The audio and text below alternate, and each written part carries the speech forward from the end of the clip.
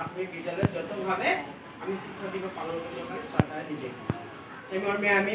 প্ৰচেছনো কৰিলোঁ গতিকে আমাৰ মাজত গেষ্ট হিচাপত উপস্থিত আছে ৰামমণি CRCC শ্ৰী সমুদ্ৰ কলিতা তেখেতক আমি আজিৰ প্ৰথম কাৰ্যসূচীখিনি ৰূপায়ণ কৰিবৰ কাৰণে অনুৰোধ কৰিছোঁ প্ৰথমে আমি মন্ত্ৰী প্ৰদান কৰিবৰ কাৰণে ছাৰক আমি অনুৰোধ কৰিছোঁ প্ৰধান শিক্ষয়িত্ৰী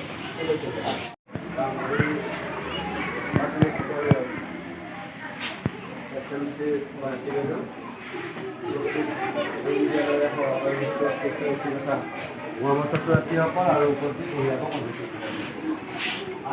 আজি কি দিব বাৰু অংকনে তোমালোকে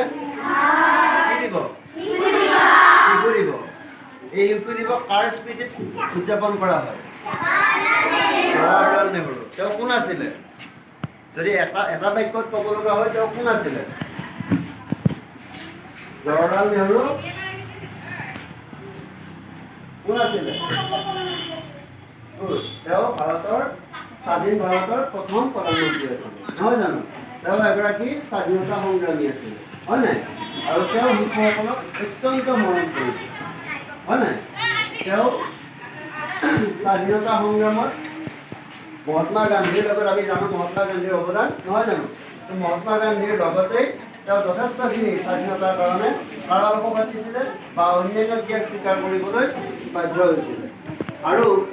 তেওঁ স্বাধীন ভাৰতৰ প্ৰথমগৰাকী প্ৰধানমন্ত্ৰী একেলগে প্ৰায় 10 বছৰ কাল 12 বছৰ কাল তেওঁ কি কৰিছিলে স্বাধীন ভাৰতৰ প্ৰধানমন্ত্ৰী হিচাপত কাৰ্যনিৰ্বাহ কৰিছিলে আৰু তেওঁ যিহেতু দেশৰ শিশুসকলৰ কাৰণে যথেষ্টখিনি কাম কৰিছিলে বা তেওঁ মৰম